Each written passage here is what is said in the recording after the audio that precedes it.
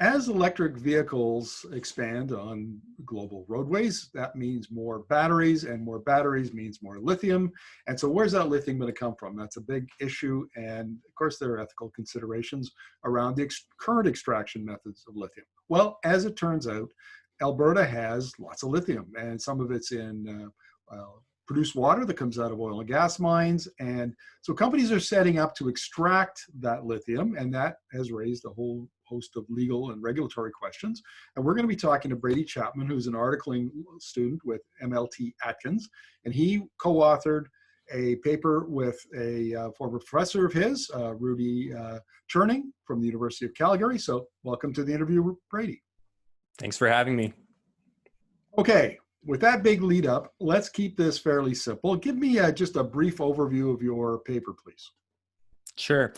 Yeah, you provided a pretty good summary on what we were trying to touch on in your introduction there. And what we looked into was, well, I'll back up. So the current extraction for lithium comes from either hard rock mining or from brine extraction in South America.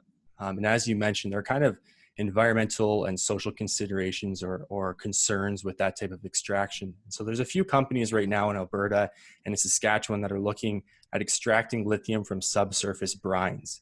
And so they can essentially do what is being done in Chile and Argentina through the massive brine extraction processes in a matter of hours, where in South America, it takes 2 years to extract the brine. And so it's almost instantaneous. And so what we were looking into through our paper was, what are the legal considerations, concerns, risks for extracting lithium from subsurface brines in the province? And really, is the appetite is clearly there, but is the regulatory framework, what is the regulatory framework? Are there concerns with that? So let's start with the first one. What kind of regulations are required in Alberta for lithium extraction? Sure. So to extract the lithium right now, you would fall under a lot of the regulatory regimes for oil and gas operations. And so that would be the same type of well licensing, as well as needing to receive a permit for the lithium itself from the government. And so you fall under those regimes. Where the concern really lies is that when you're extracting lithium, so one of the questions is, what is lithium? Is lithium from brine, should it fall under the water regulatory regime, or should it fall under the mines and minerals regulatory regime, or the oil and gas regulatory regime? And that's really what's key, because it's what's being done through the lithium extraction is unique, and it will fall under all of those types of regimes. This is interesting to me, because one of the things that I've discovered over my years of energy journalism is that regulatory regimes are really, really important for emerging industries. I mean, this is not small. I know it sounds boring, and some readers are probably falling asleep as they listen to us talk about regulations, but this is critical. I mean, this is the foundation upon which this industry will be built in Alberta, and it's no small matter. So let's talk about risks from what you call multi-stakeholder subsurface interactions. I assume that's two or more people, two or more companies that are dealing with that fluid. So explain that one for us, please. Yeah, sure. So currently, lithium extraction companies, as I mentioned, fall under oil and gas rules and regulations, and they would also fall under the governance of the Alberta Energy Regulator.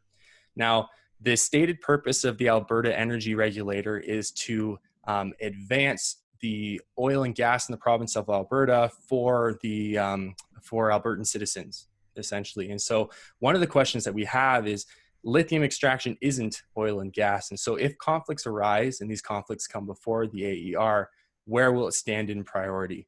And there have been decisions that the AER has come out with for things such as carbon capture and storage, or underground subsurface waste. And it's very clear in those decisions that the priority for the AER has been for oil and gas operations. Now, one of the big questions we have, lithium obviously is unique from a lot of those others because it does have the potential to produce revenue for the province. So the big question will be, what is the priority between oil and gas operations and lithium extraction operations should conflicts arise? Yes, and in Alberta, that's no small matter, and fair enough. So the third issue that you raised in the paper was contractual obligations for companies that want to operate in Alberta and extract lithium? And what kind of obligations will they be subjected to? Sure. The contractual part of our paper really looks at, again, the question of who owns the lithium itself. And so we have to remember that for a long time, brine, especially in an oil and gas context, was just seen as being waste and considered to be wastewater. And so now that there's potential value that can come from that wastewater, there's going to be a question about the chain of title in contracts. So who actually owns the lithium? And we've seen similar conflicts as well with things such as coal bed methane or helium, for example, where there are contractual disputes about who, based on the language of the contract, who actually owns the coal bed methane or the helium. And so we expect that similar problems may exist as well in the lithium extraction industry, and that's going to be a concern that a lot of companies will need to be aware of.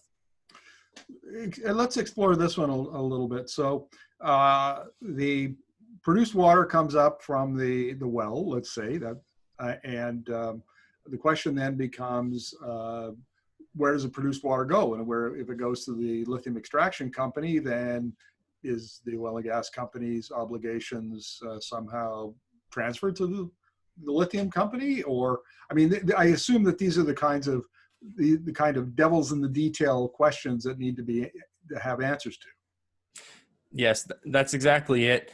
And it's also, if you think about in Alberta, we have some of these old CPR contracts that provide the rights to minerals to private companies. So it's not all owned by the province as well. And so issues have arisen there about, will lithium fit with under valuable stone, the language of valuable stone that we see in some of these contracts.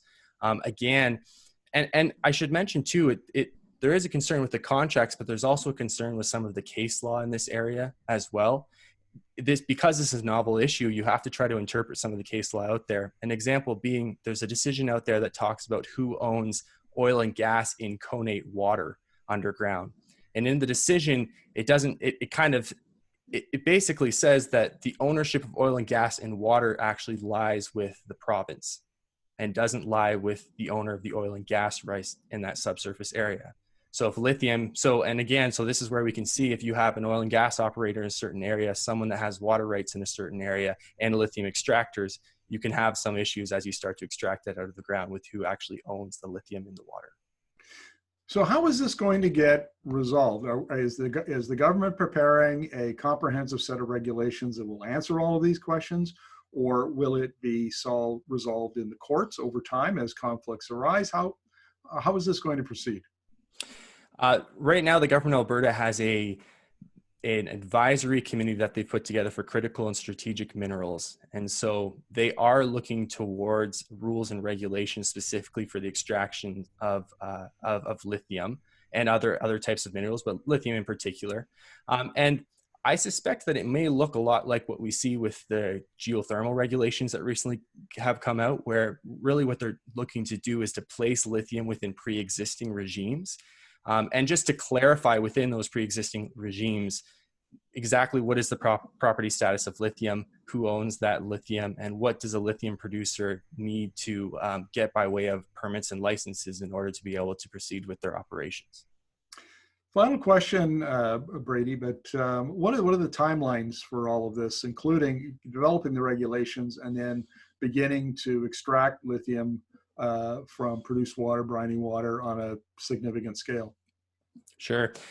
It's my understanding that the rules and regulations may be forthcoming sometime within the next several months, possibly by the spring. At least that's what we're being told.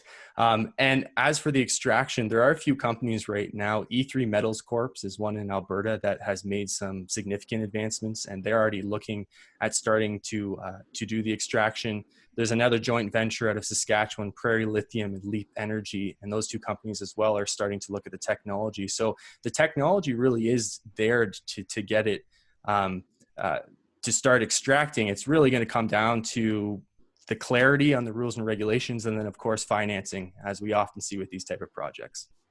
Brady, thank you very much for this. I think it's very insightful into what is required on the regulatory side, legal side, for an emerging industry and how important it is to get it right. So thank you very much for this. Thanks for having me.